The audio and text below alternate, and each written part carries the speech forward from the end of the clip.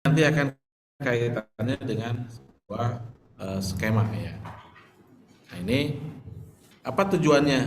Ya jadi ini di industri sudah tahu bahwa ketika seorang sudah memiliki sertifikasi kompetensi, maka dapat membantu industri bahwa apa namanya itu produk atau jasanya itu atau karyawannya dipandang bahwa dia adalah kompeten. Jadi memang sedikit agak tanggung jawabnya berat ya. Jadi kompetensi, kenapa kompetensi itu ada apa namanya itu timelinenya, ada waktunya, karena siapa tahu bahwa kalau setelah 3 tahun kita itu bisa saja tidak kompeten, ya bisa saja tidak kompeten. Yang tadinya kompeten jadi tidak kompeten karena memang sudah habis. Ditambah dengan perkembangan teknologi informasi yang luar biasa.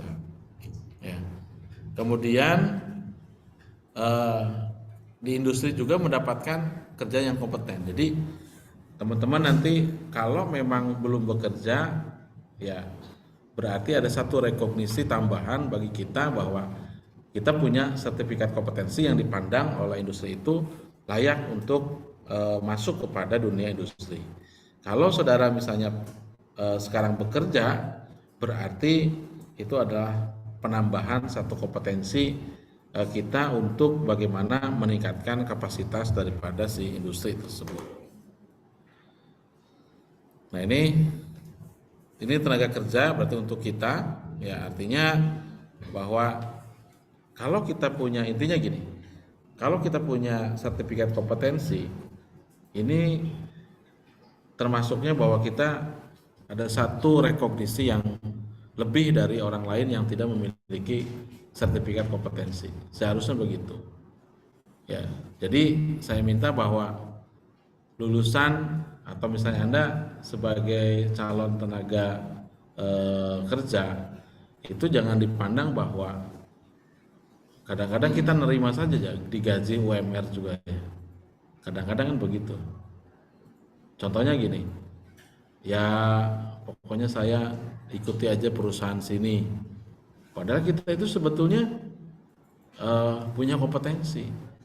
Nah, seharusnya kalau orang punya kompetensi dan kita istilahnya bisa jual mahal, mereka harus menghargai kita.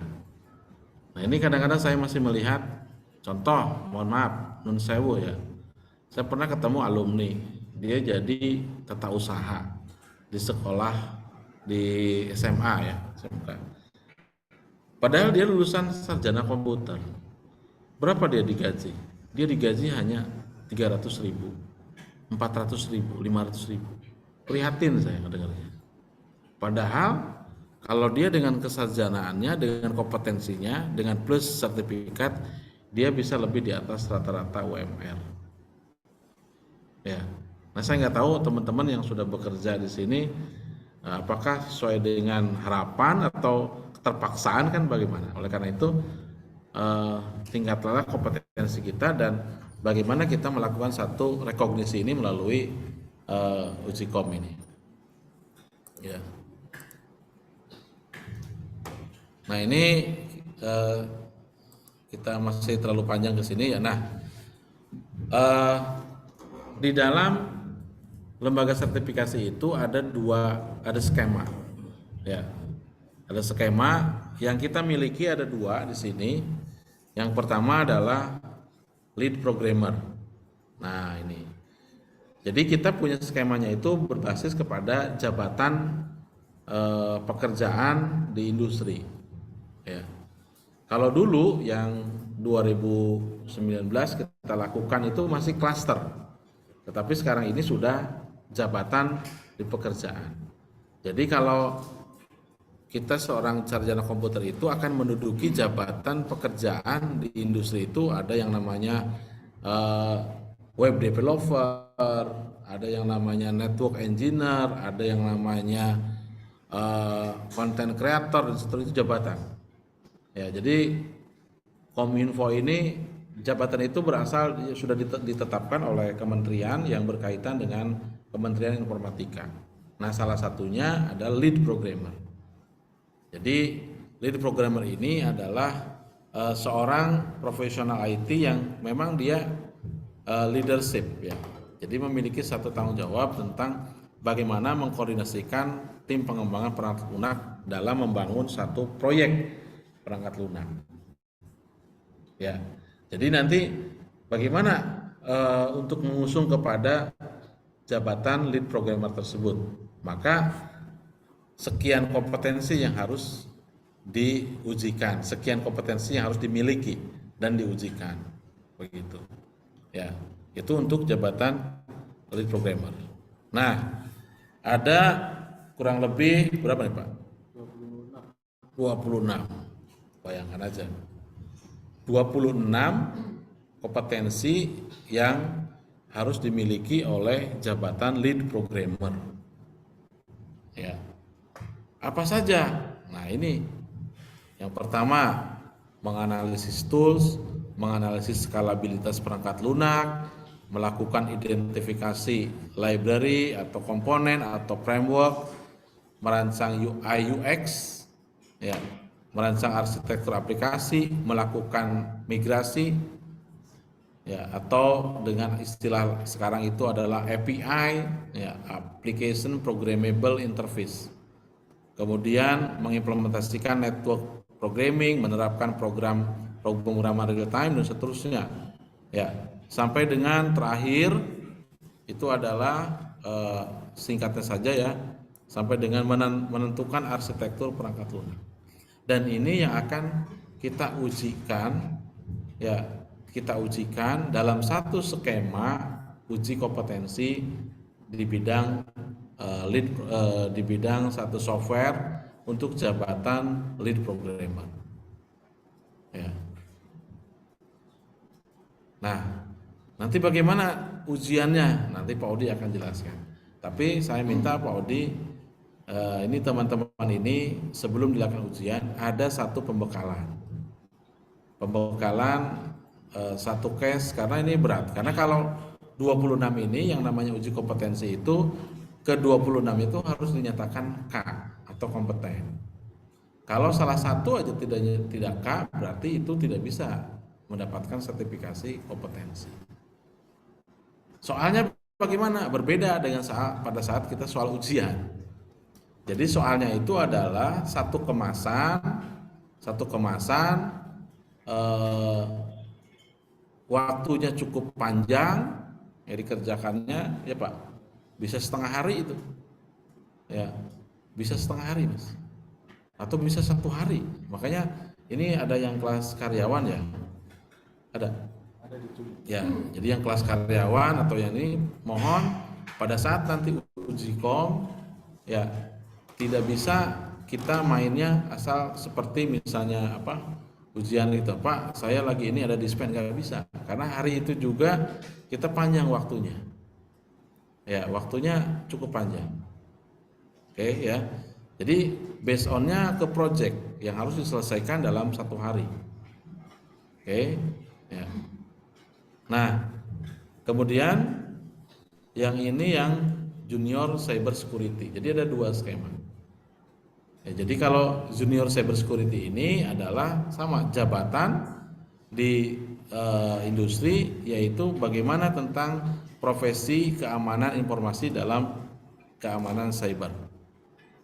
Ya, ini ada berapa kompeten elemen? Ini ada sekitar 7 elemen, 7 unit kompetensi yang harus dimiliki oleh junior cyber security.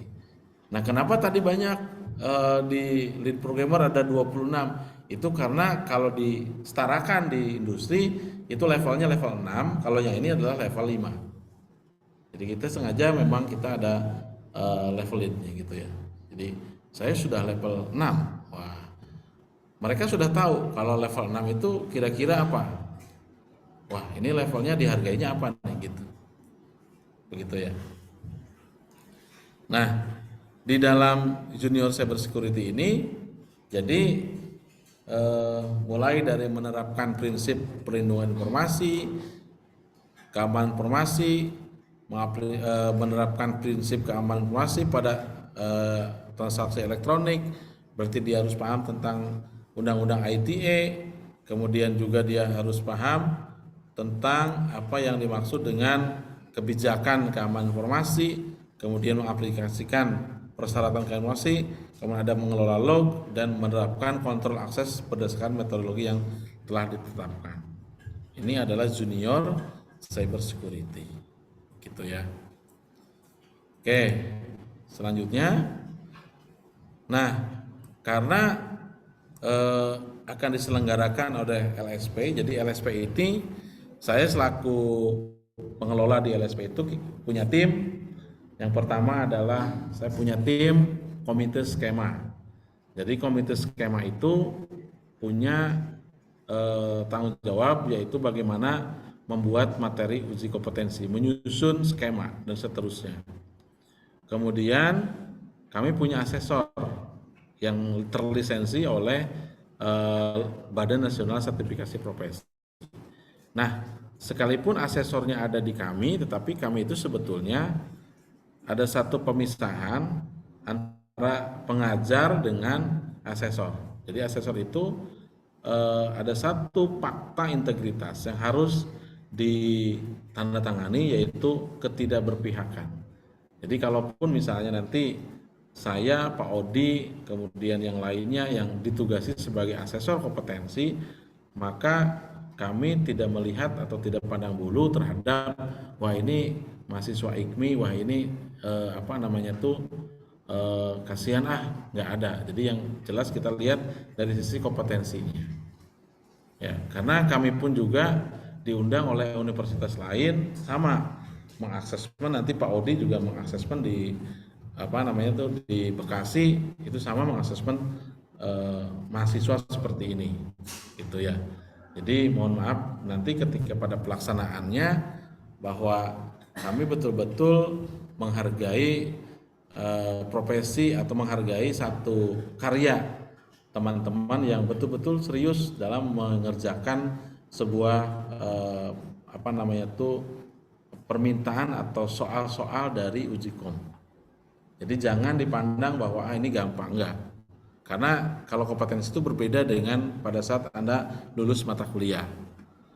Kalau uji kompetensi itu adalah yang akan dilihat ada 3, sikap, attitude-nya, pengetahuannya, sama keterampilannya pada saat itu, dan itu terintegrasi begitu ya. Sebagai contoh misalnya, pada saat Anda melakukan satu ujian sedang diselenggarakan, kemudian ada satu sikap yang tidak memenuhi terhadap level 6 tadi, maka itu dianggap bahwa tidak kompeten atau belum kompeten. Jadi kompleks banget sebetulnya mengujinya tuh. Jadi kita harus pandang satu persatu gitu ya. Jadi mohon nanti mungkin ujiannya juga kita split di misalnya 10 orang di lab mana begitu. Itu ya. Nah, oleh karena itu siapa yang bisa mengikuti ini, maka mahasiswa aktif, kemudian ada transkrip nilainya, kemudian ada foto, dipergunakan untuk apa? Untuk nanti di sertifikat BNSP. Jadi sertifikat bukan dari kami, tetapi dari BNSP berdasarkan hasil asesmen dari para asesor. Ya.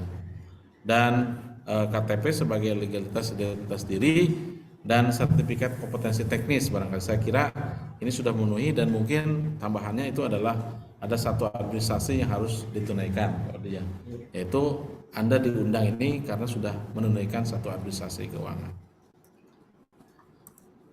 Berikutnya, nah ini alurnya, nanti Pak Odi akan jelaskan tentang yang pertama, Anda ini mendaftar ke LSP. Ya. Jadi yang kemarin itu sebetulnya bukan masuk kepada ini, hanya kemarin hanya saya akan mengikuti ujian. Nah, sebetulnya ada satu tahapan yang kelewat, setelah itu adalah APL 1. Jadi mengisi data diri. Ya. Nah, ini kita akan baik itu nanti kita akan metodenya pakai online atau pakai manual, itu sama saja. Ya. Jadi data diri Anda itu teridentifikasi. Ya, nanti Pak Odi akan jelaskan seperti apa APL itu. Yang berikutnya ada APL 2. Jadi APL 2 itu kita mengisi yaitu evaluasi terhadap kita. Nanti ada satu pertanyaan atau satu unjuk kerja yang dideskripsikan, kemudian ada kolom K, BK. K itu kompeten, BK itu adalah belum kompeten. Kalau satu uraian deskripsi unjuk kerja ini, misalnya saya mampu ini, kompeten. Saya ini belum mampu nih. Nanti disampaikan aja Pak Odi. Belum mampu ini. Bagaimana nulisnya? Kompeten atau BK? Harusnya kompeten. Tapi dalam diri Anda janji harus melakukan ini, saya harus memenuhi ini. Harus kompeten. Jadi kalau semuanya kompeten, itu masuk kepada tahap ketiga. Tahap kedua, sorry. Tahap kedua. Nah, tapi kalau BK ya nggak jadi, suruh kompeten dulu. Itu evaluasi dirinya gitu. Ya, itu dalam secara administratif. Jadi uji kompetensi itu ada yang namanya self assessment. Jadi menguji terhadap diri sendiri itu sebetulnya mampu nggak nih. Nah, kalau orang yang komitmen, orang saya mampu lah untuk ini, kan begitu. Kemudian melaksanakan konsultasi. Ya, konsultasi itu dengan siapa? Ya, bisa saja dengan teman, dengan pembimbing, atau dengan asesor sekalipun. Maksudnya apa ya Pak ini? Gitu Pak ya. Jadi maksudnya apa? Oh, dijelaskan nanti oleh asesor itu. Maksudnya kamu tuh ini contohnya nih, kamu bisa ini. Kadang-kadang di dalam unjuk kerja, kadang-kadang kita tuh pernah melakukan itu atau bisa atau memiliki kemampuan itu, tapi kita tuh tidak tahu bahwa unjuk kerja itu sebetulnya itu yang dimaksud gitu ya. Oleh karena itu disampaikan atau dikonsultasikan kepada asesor. Kemudian barulah melaksanakan asesmen. Nah, di dalam pelaksanaan asesmen itu untuk mengukur sikap, sikap, pengetahuan, keterampilan. Nah, itu dalam satu waktu. Jadi kalau sikap kita lihat, diamati, diobservasi. Misalnya ini sikapnya tertib, tidak mengganggu orang, ya kan? Kemudian santun, sesuai dengan misalnya suruh pakai baju hitam putih dia nurut, itu sikap.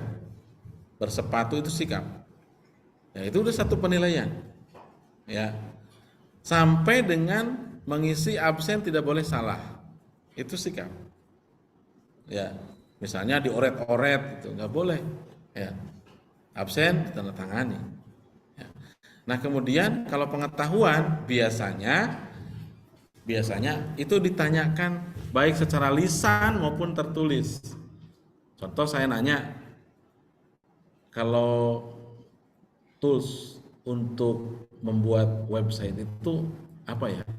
Itu lisan. Nah, Anda mampu menjelaskan sambil melakukan uji keterampilannya gitu ya. Ini Pak begini itu. Terus kalau itu gimana tuh Anda? Kalau misalnya ada satu pengulangan menggunakan misalnya tools tersebut, coba dijelaskan itu. Anda mampu menjelaskan, itu pengetahuan. Ya. Jadi tidak terpisah dalam satu integrasi. Nah, kemampuannya atau keterampilan itu adalah ngukurnya Anda kerjakan ini dan hasilnya akan terjadi ini. Nah, itu proses sampai jadi. Ya. Jadi kalau misalnya membuat satu aplikasi sederhana yang namanya apa yang disebut dengan CRUD ya. Create, retrieve, update, delete misalnya. Itu jadi memang berfungsi. Nah, itu keterampilannya. Coba dibuat create, kemudian diedit, retrieve. Coba datanya diedit, berubah enggak? Berubah. Kemudian diupdate. Ya. Kemudian di-delete, dihapus, datanya hilang enggak? Kalau datanya masih ada, berarti enggak berfungsi. Nah, itu adalah keterampilan mengukurnya. Jadi satu kesatuan dalam bentuk sebuah soal problem solving. Ya. Nah berikutnya mencatat bukti untuk pengambilan keputusan. Jadi si asesor itu harus mengambil keputusan ini orang ini kompeten atau belum kompeten, dinyatakannya gitu. Komprehensif cara menilainya karena Anda ini adalah bukan profesional yang bekerja dalam misalnya ada yang sudah bekerja lead programmer, ada nggak? Saya udah bekerja misalnya 10 tahun menjadi programmer, ada? Ada nggak? Ada? Nah ini bagus tuh kalau udah nggak akan diuji, langsung portofolio di mana kerjanya sebagai apa, mana surat keterangannya, buktinya mana, ya, kemudian mana hasil-hasilnya, selesai Pak. Mas, jadi nggak usah ada lagi musim, nggak, itu portofolio paling enak.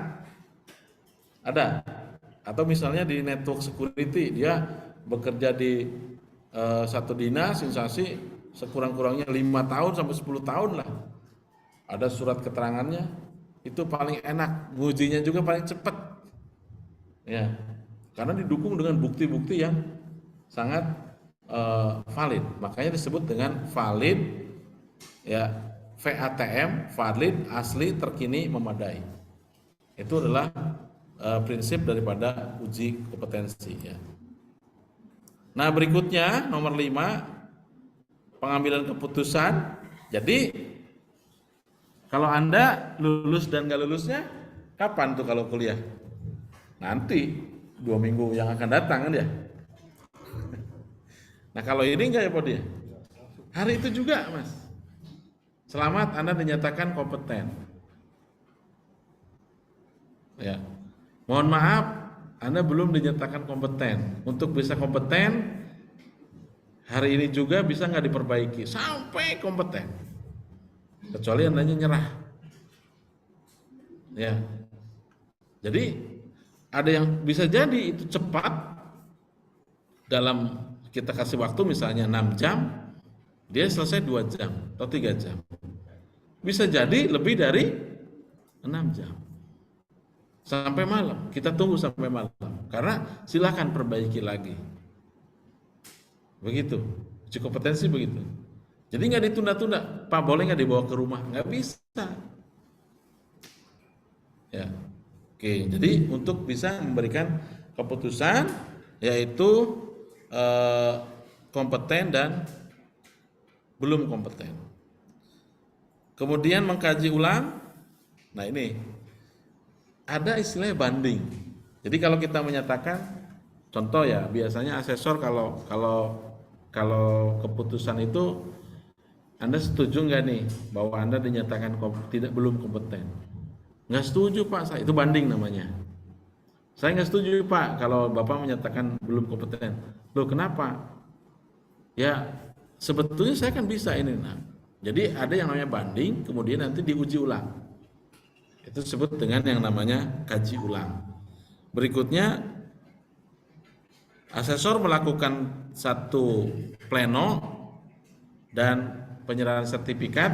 Ini ada satu proses, kita harus melaporkan ke BNSP mana yang kompeten dan mana yang belum kompeten dalam waktu ini agak cukup panjang, 1 bulan. Standarnya 3 minggu dari upload, maka muncullah sertifikat. Dan insya Allah kita akan mengundang bagi kalau sertifikatnya sudah datang, walaupun Anda sudah bekerja dan seterusnya, tolong hadir nanti pada saat penyerahan sertifikat. Nah di dalam sertifikat itu di depannya ada contohnya Pak. Nanti ya. Di depannya itu ada logo Garuda, ada BNSP dan itu security paper. Di belakangnya itu adalah elemen kompetensi. Ya, dan itu ada foto tadi yang diinikan untuk bagaimana ditandatangani oleh kalian. Ya, jadi itulah ada waktunya, sehingga waktunya juga cukup panjang lah, 3 tahun misalnya. Nah ini POM APR, nanti silakan Pak Odi yang akan bisa menjelaskan. Mungkin tadi saya sekilas tentang proses daripada uji kompetensi. Nah sebagai informasi bahwa kita akan menguji kompetensi yaitu tanggal 29, tanggal 30, tanggal 31, 3 hari. Ya, baik itu lead programmer maupun junior cyber security, waktunya jam 8 sampai dengan jam 4, tidak ada sore, Mas. Dan oleh karena itu tolong nanti dipersiapkan waktunya, jangan sampai ada yang izin atau apa ya, karena ini adalah sangat penting. Nah, adapun sebagai pembekalan itu, maka saya minta mohon ada pembekalan, tetapi bukan dari kami, tetapi saya minta ke prodi. Tolong tugaskan siapa yang ini di programmer, siapa yang ini di network security. Nah, itulah yang akan memberikan pembekalan atau kisi-kisi lah intinya sih. Karena kan Anda juga kan udah lama ini ya, sepertinya tidak buka-buka lagi ya. Kemarin kan ngurus skripsi aja ya. Betul nggak? Nah, sekarang kita mau sidang, udah sidang insya Allah lulus lah kalau hadir kan itu dan menjawab pertanyaan ya. Nah, ini waktu sidang juga sebentar lagi ya Pak Odi. Ya, jadi sidang itu juga mudah-mudahan secepatnya diinikan, maka kita akan mulai pembekalan itu sebelum pelaksanaan ujian dimulai. Biasanya kalau 29 saya minta 27, 28 itu hanya refresh saja sebetulnya. Jadi tidak belajar lagi ya, tetapi menyelesaikan kasus-kasus yang berkaitan dengan uji kompetensi yang akan diujikan. Jadi bukan belajar lagi, belajar kan udah selesai kan, tetapi merefresh saja. Oh ini kalau kasusnya begini, bagaimana penyelesaiannya? Dan Anda harus ukur tuh. Berarti saya ngerjakan ini sekian jam. Berarti nanti saya kalau mengerjakan ini, oh sudah ada gambaran nih, begitu. Paham nggak maksudnya? Ya, dan itu tolong diikuti. Biasanya yang belum kompeten itu tidak mengikuti pembekalan itu. Jadi begitu diujikan, bingung dia. Begitu. Di mana-mana juga ada cari strategi lah. Ini strategi saja. Sebetulnya tidak boleh. Tidak bolehnya kenapa? Apalagi kalau Pak Odi yang ngajar, saya yang ngajar, Pak Radit yang ngajar, karena mereka asesor. Karena mereka asesor. Jadi tidak boleh. Antara yang ngajar dengan yang uji, orangnya itu juga nggak boleh. Karena kita disumpah dengan bagaimana menantangani fakta integritas ketidakberpihakan. Begitu Mas. Ya. Oke, mungkin saja Pak Odi. Terima kasih. Selanjutnya dijelaskan formulir secara teknis oleh Pak Odi. Terima kasih. Assalamualaikum warahmatullahi wabarakatuh. Biar nanti dari saya aja. Dari saya aja. Oke. Ada. Sebentar.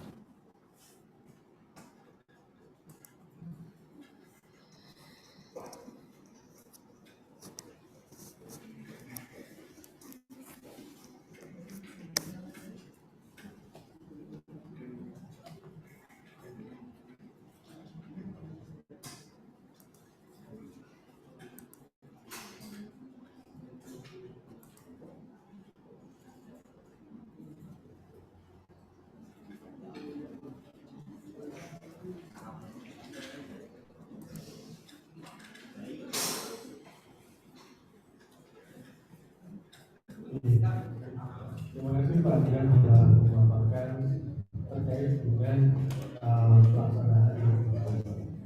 Oke, bagi teman-teman yang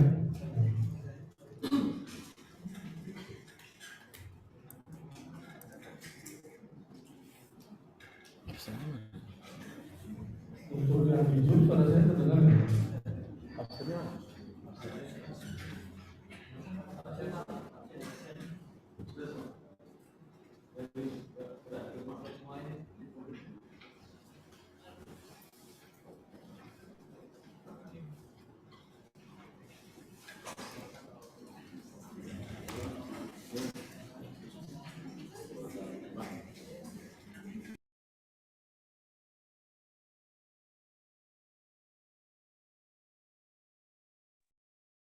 Oke, suara saya terdengar nggak teman-teman yang di Zoom? Terdengar ya? Pak. Oke, oke baik. Lanjutin tadi dari pemaparan Pak Dian, bagaimana teman-teman nanti akan diminta pertama adalah fotokopi KTP, lalu kemudian ini persyaratannya mudah ya, selain pembiayaan, lalu kemudian transkrip atau KHS yang pas pendaftaran sidang itu ada dari kopi aja, sertifikat-sertifikat kan sudah pernah ngumpul, kopi aja sebagai pendukung, lalu kemudian KHS atau transkrip yang teman-teman waktu daftar sidang. Nah, itu di kopi aja. Nah, lalu bagaimana kalau misalkan terkait dengan pendaftaran atau pengisian? Nah, pengisiannya nanti secara online, kita juga akan sosialisasikan bagaimana ngisinya secara online. Tapi tidak jauh beda tentang seperti ini. Nanti teman-teman akan menulis form APL 1. Ini secara fisiknya, nanti secara online di sistem. Nah, nanti akan mengisi form APL 1. Form APL 1 itu adalah permohonan sertifikasi kompetensi. Jadi teman-teman ngisi. Pertama adalah data pribadi yang diisi, nama lengkap tanpa gelar ya. Jadi jangan gelar kehormatan atau gelar Raden, Dimas Ajeng, jangan ditulis dulu. Jadi nama lengkap aja. Nomor KTP, makanya kita pakai nomor KTP saja, silakan diisi. Lalu kemudian tempat tanggal lahir, nah, silakan nanti diisi. Jenis kelamin, nanti ada pilihan laki-laki atau wanita. Kebangsaannya Indonesia, alamat rumah, diisi, identitas. Nah, kualifikasi pendidikannya adalah 1. Lalu kemudian, nah bagi teman-teman yang sedang bekerja nih, kan ada reguler sore, kan sedang ada di Zoom, ada yang pagi. Ini bukan salah laptop saya, karena kabelnya ini. Ya, kelihatan nggak ini di belakang?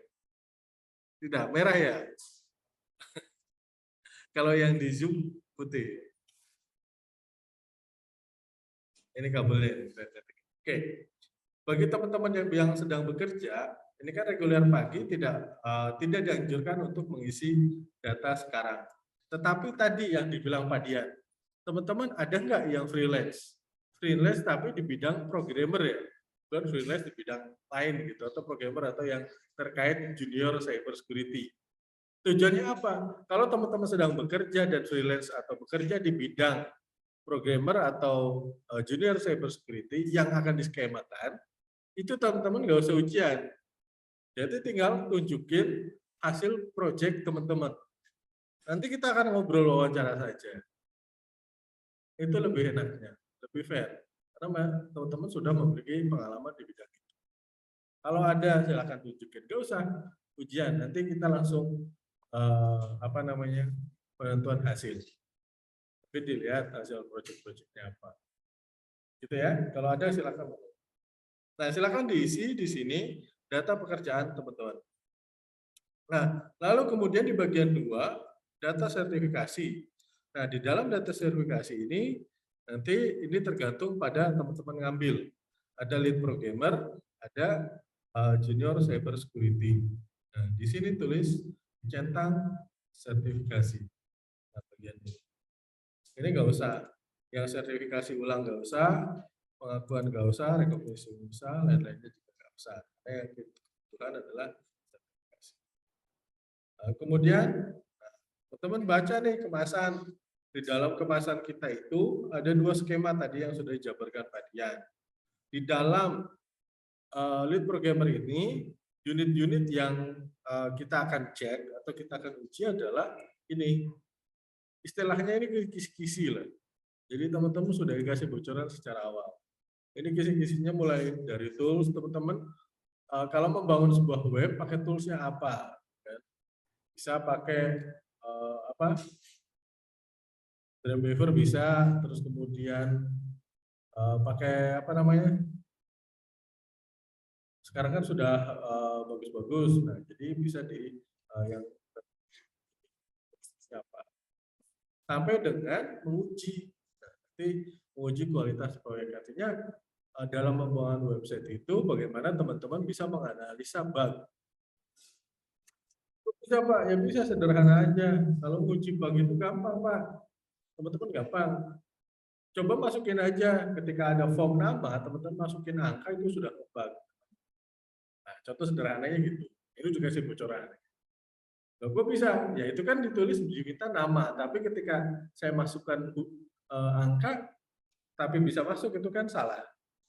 Secara alurnya kan salah. Yang diminta nama, pasti yang ditulis adalah huruf. Beda kalau misalkan email. Kalau email kok ada angka bisa ya, karena email rata-rata teman-teman ketika daftar Gmail itu kan ujungnya ada angka itu kan dari Gmailnya sendiri itu bisa. Nah itu salah satu untuk uji dari kualitas dalam sebuah web. Nah tapi jangan pesimis dulu, wah sulit enggak. Kita membuat nanti didesain untuk menjadi satu proyek aja. Proyeknya apa? Ya teman-teman bisanya apa? Jangan sulit-sulit, nanti kitanya nggak kelar-kelar, nungguin teman sampai selesai. Kita itu, kalau teman-teman selesai, kita baru pulang. Kalau teman-teman sampai malam belum selesai, ya kita tungguin. Jamnya kita jamnya memang sampai sore. Tetapi karena kita harus tahu teman-teman selesai sampai jam berapa, malam juga ya kita tungguin kalau memang belum selesai. Itu sesuai dengan tadi yang dipaparkan tadi. Nah, lalu kemudian sebagai syarat tadi yang tadi bilang bahwa kita butuh KHS, lalu kemudian KTP, kemudian foto itu untuk di sertifikat seperti ini. Nah, nanti teman-teman dapat sertifikatnya seperti ini. Sertifikat BNSP. Sertifikat itu yang ngeluarin siapa? Yang ngeluarin adalah BNSP. Kita hanya tangan kanan dari BNSP untuk menyelenggarakan uji kompetensi. Nah, ada logo ininya, logo Garuda yang bisa diakui secara internasional. Ini dari saya dari sisi dosen asesor, dari asesor.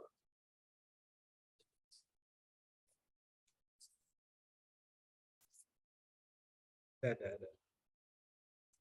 Nah, nanti ininya taruh di sini. Gitu ya. Oke, lanjut lagi.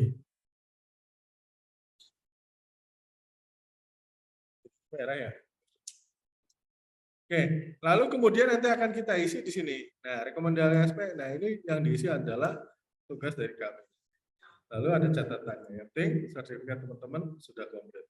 Nah, lalu yang kedua adalah asesmen mandiri. Nah, asesmen mandiri itu adalah mengukur kemampuan saya, kemampuan teman-teman. Saya ini kompeten nggak di bidangnya? Kalau satu nggak kompeten udah gugur di awal. Ini kan nanti ada 26 pertanyaan. Nanti akan ada 26 pertanyaan. Satu teman-teman di sini kan cuman K sama BK, kompeten sama belum kompeten. Nggak ada nilai di sini ya. Mohon maaf nih nilainya. Pak, nilai saya berapa? 90, 100 atau 80? Nggak ada di sini. Yang ada cuma dua. Kalau lulus dinyatakan kompeten, kalau tidak lulus dinyatakan belum kompeten. Nah, jadi kalau untuk mengukur kompeten semua, maka di sini teman-teman harus checklist semua K-nya kompeten. Satu yang di checklist teman-teman belum kompeten atau BK di sini, ya sudah nggak lanjut ujiannya, stop sampai di situ. Nah itu mengukur diri. Jadi silakan diisi kompeten semua untuk supaya lanjut. Dan nanti akan secara teknis akan dipaparkan oleh Pak Radit. Nah ini sampai dengan 26 user. Oke, set dulu.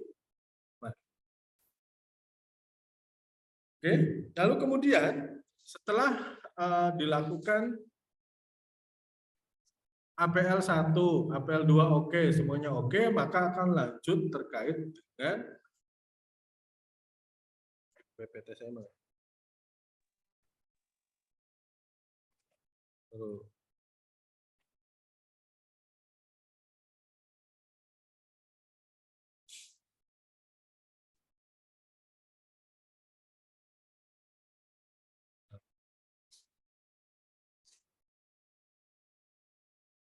Nah, berarti teman-teman posisinya masih di sini, di nomor 2.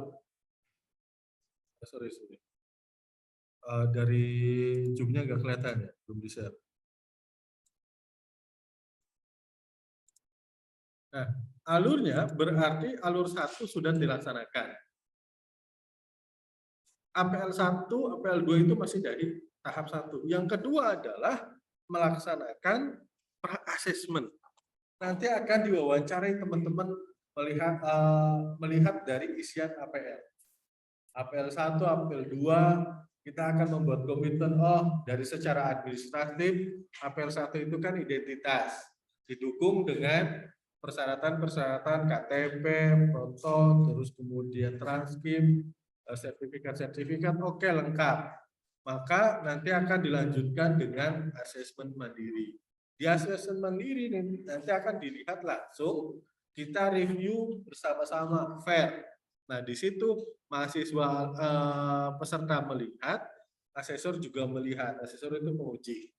Jadi, ketika ada dua-duanya adalah hadir, lihat, Mas Budi misalkan, melakukan asesmen mandiri kompeten semua, checklist kompeten semua, maka dia dinyatakan kompeten dengan dirinya, maka akan dilanjutkan untuk melaksanakan uji form. Fair, kita lihat bareng-bareng. Kalau belum kompeten, nanti kita akan kasih tahu kenapa kamu belum kompeten, nanti akan dilaksanakan ujian atau pendaftaran sampai dengan kompeten. Jadi checklist aja semuanya kompeten ya. Nah, lalu kemudian pas pelaksanaan nanti akan dijadwal, pelaksanaannya ada di lab. Nah, bagaimana proyeknya? Tadi kalau nomor 4 sampai nomor 8 sudah jelas ya. Sekarang secara teknisnya, teman-teman itu kan masih kosong nih. Masuk mana sih saya itu? Masuk junior cyber security atau masuk lead? Ya kan saya. Nah, sini saya sudah bagi teman-teman. Ada yang masuk cyber security, ada yang masuk lead programmer. Di sini sudah ada, nanti saya akan share. Yang masuk lead programmer itu adalah Doni, Bagas, Rizal, Melisa, Syawal, Andika, Rahmat Hidayat, Mahfud, Aziz Ikhwanul, Aldi, Zuhri, Nizar, Muhammad Aziz, Tujeng, saya share aja. Jadi kelihatan nggak?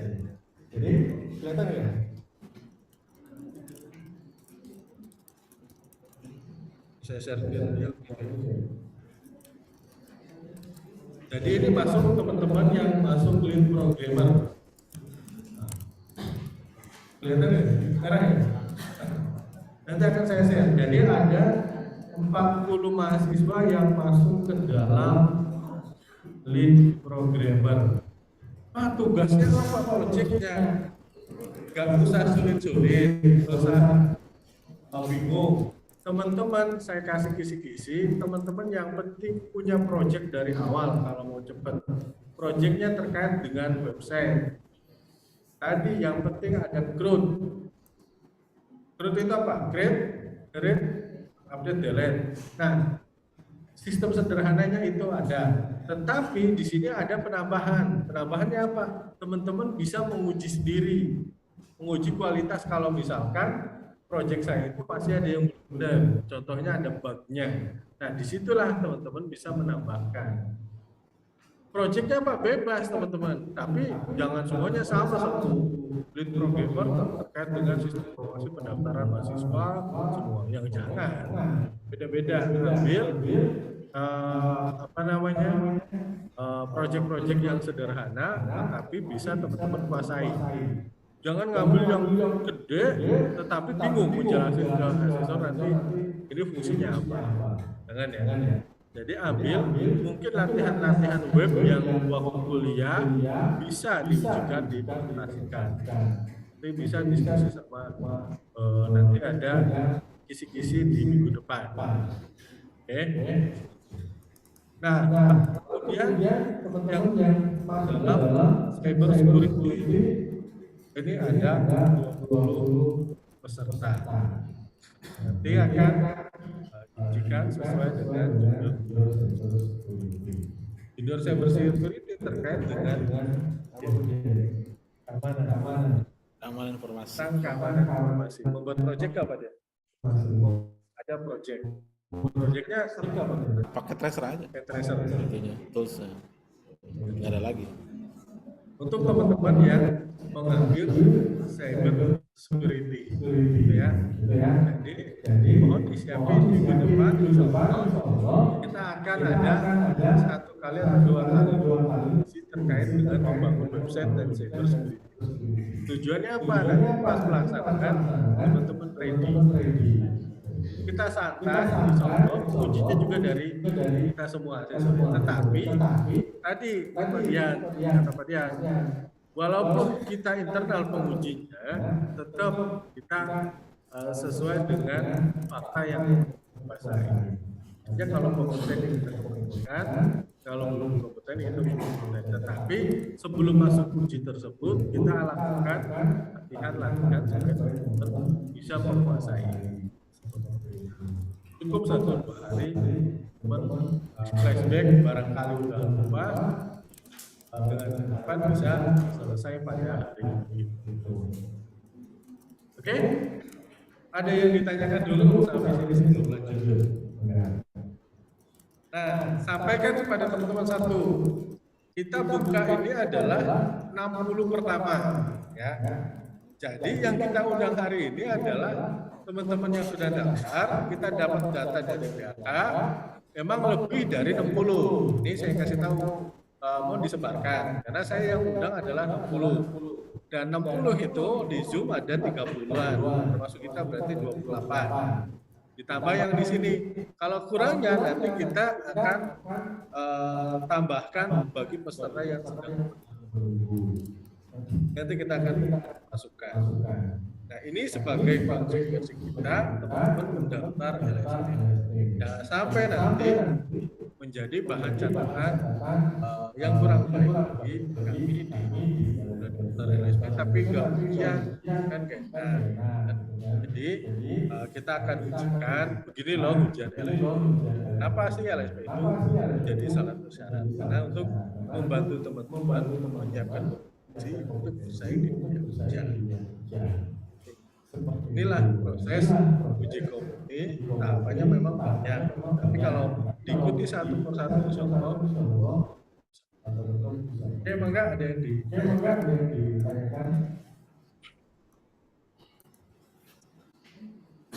mengenai nanti yang di Zoom, maka barangkali ada yang ditanyakan. Silakan.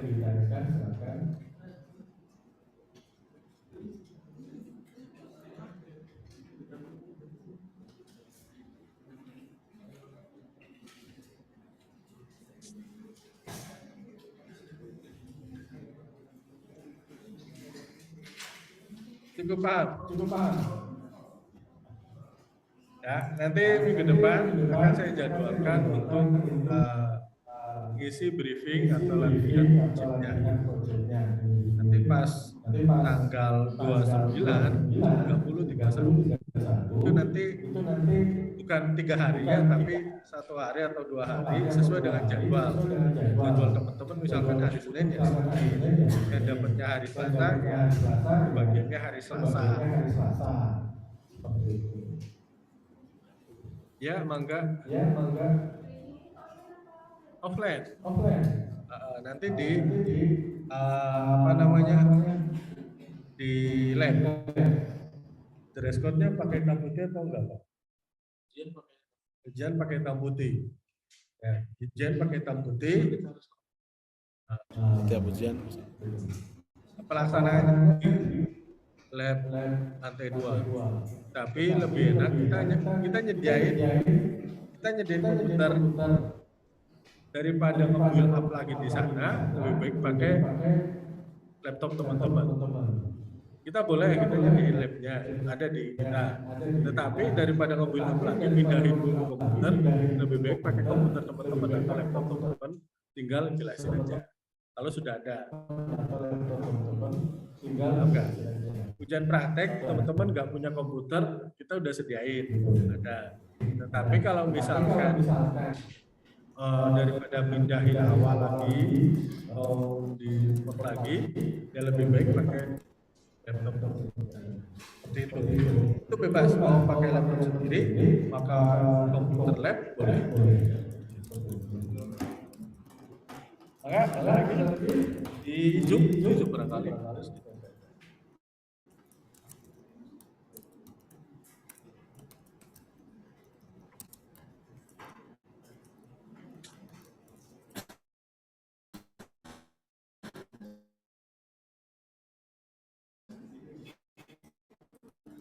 Taufik Hidayat, nah, kerja di tenaga pendidik teknik di SMK. Nanti bisa diskusi dengan asesor boleh. Tinggal nanti di dalam Taufik pertama Taufik Hidayat itu masuk ke skema apa dulu Mas Taufik? Kalau skemanya adalah di junior cyber security, ini bisa untuk dilakukan portofolio. Tapi di situ juga harus Mas Taufik harus nanti menjelaskan proyek apa yang pernah dibangun. Bisa cara dengan asesornya. Apa tuh? Masalah apa? Masalah dia portofolio ini. Mas apa? Ya itu mau jadi portofolio. Iya mau, cuman bagaimana ya, apa yang dilakukan di proyeknya aja. Enggak, surat keterangan. Keterangan dari sana dia sebagai apa, udah berapa lama. Terus Oke, ini menarik, ada case ya, ada pertanyaan yang tadi saya katakan bagaimana kalau uji portofolio. Nah, sebetulnya untuk uji portofolio itu kalau kita itu mahasiswa pure, artinya reguler yang memang belajar, tidak akan terjadi. Tapi kan mungkin saja terjadi ketika ada kita itu punya pengalaman yang cukup ya, tapi didukung dengan bukti yang betul-betul memadai. Contoh gini, kalau kita misalnya bekerja di satu instansi, nanti yang akan ditanyakan itu adalah surat SK, surat tugas atau SK yang menyatakan bahwa Anda ini misalnya ditunjuk sebagai programmer. SK-nya harus itu. Ya, bukan sebagai misalnya tata usaha, beda, karena itu bukan jabatan yang relevan artinya gitu ya. Nah, SK tentang programmer. Nah, kemudian nanti kita cek lagi dari SK yang diangkat sampai dengan sekarang itu berapa tahun, ya. Jadi kalau untuk lead programmer itu sekurang-kurangnya itu 5 tahun, sekurang-kurangnya. Kenapa? Karena untuk menduduki posisi jabatan di lead programmer itu kan diperoleh nih, kayak sekurang-kurang 5 tahun itu sudah bisa mencapai titik profesi atau okupasi di bidang itu gitu. Nah, kemudian kita lihat lagi dari hasil karyanya. Jadi hasil karyanya itu sudah seberapa jauh, sudah seberapa banyak, sudah seberapa levelnya, seberapa dalam yang memang digunakan oleh berbagai stakeholder. Itu kita nilai dan itu ditunjukkan. Nah, ditambah misalnya dia dapat award, dapat prestasi dan seterusnya. Nah, itu di dalam kita merekognisi bagaimana uji portofolio. Jadi validnya itu adalah memang betul ada SK, aslinya itu adalah memang SK itu adalah ditandatangani, jadi jangan di-scan. SK-nya ditandatangani, semuanya asli, tunjukkan bukti-bukti aslinya. Terkininya adalah memang dia update, memadainya itu adalah bagaimana hasil karyanya itu memang dapat digunakan oleh banyak orang atau banyak instansi dan seterusnya. Itu portofolio. Jadi kita cukup wawancara. Ya, kita ingin melakukan pendalaman, verifikasi, konfirmasi, sudah selesai. Tidak usah ngerjakan seabrek yang tadi Pak Odi katakan. Itu mungkin Pak Odi. Ya Mas. Oke, baik, itu teman-teman terkait dengan Mas Taufik pertanyaan yang ingin mengajukan portofolio. Ini hal yang bagus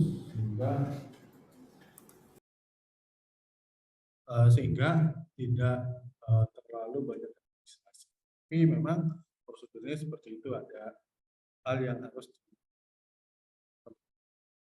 Oke, kemudian bisa langsung ke Pak Dian. Tadi yang portofolio. Bisa ini. Boleh ke Pak Dian aja Mas Taufik. Jadi silakan Japri terkait dengan masuknya ke portofolio. Betul. Dengan yang bukti-bukti yang ada, ya, jadi cukup tidak gitu. Nanti kita lihat lah gitu. Karena kita juga jangan sampai kita tuh salah menilai, salah menguji gitu ya. Bisa saja kan, padahal dia SK-nya tidak seperti itu, kita justifikasi. Wah nanti dituntut Mas. Nah seperti Anda juga ini nanti kenapa tadi harus dokumentasinya harus benar. Jadi mulai dari soal, kemudian mengerjakan Anda dokumentasinya, itu semuanya diverifikasi oleh BNSP. Jadi kita tidak sembarangan untuk bahwa Anda menyatakan kompeten dan bukan kompeten itu. Oke, ada lagi yang di sini? Nah, untuk bagian-bagian nama-nama yang akan dijadwalkan nanti akan saya share di grup ya, karena di sini nggak kelihatan kan ya, jadi akan saya share. Tapi yang hijau kelihatan, tinggi. Tapi di sini teknis. Kalau kelihatan, baikkan. Oke, ada yang menanyakan lagi? Jadi itu siapkan, nanti diskusikan sama kesulitan terkait dengan proyek bisa didiskusikan di grup. Atau grup itu diskusi terkait perkembangan. Jadi inilah rangkaian kemudian LSP. Jadi gambarnya agak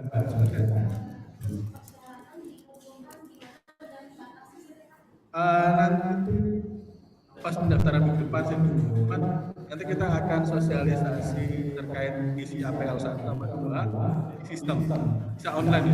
Kita kalau misalkan enaknya ini aja Pak. Iya langsung. Jadi jangan misalnya pendaftaran online itu di satu hari kan. APL 1 APL 2 itu supaya terkontrol, besoknya baru ujian. Berarti tanggal 29.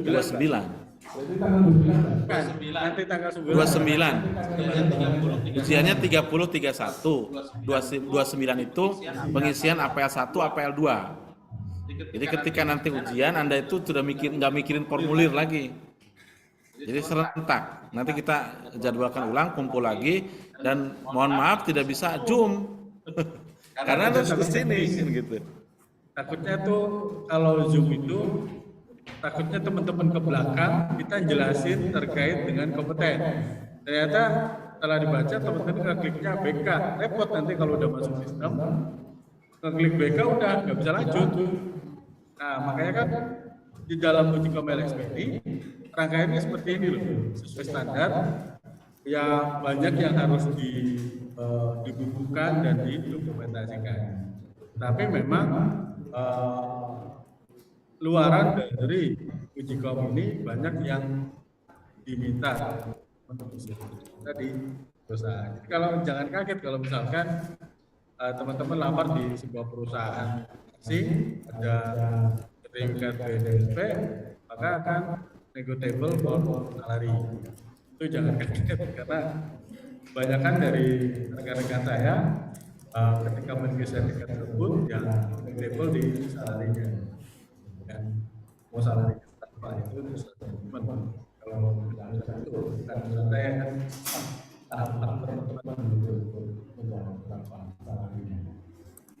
Oke, ada lagi? Oke, cukup Pak Dian. Kalian Gampang kan? Ya.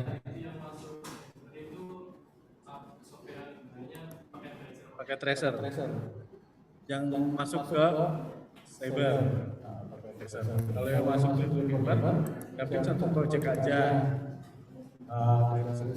Boleh. Bisa growth aja.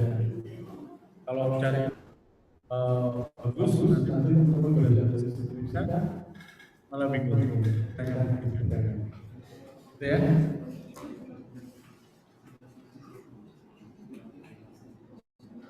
Ada lagi enggak?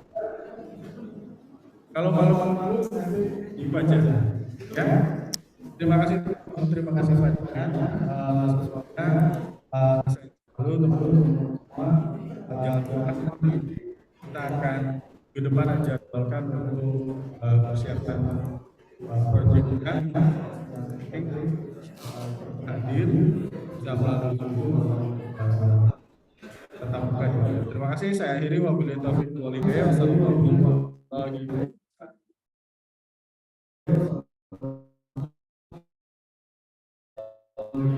wabarakatuh.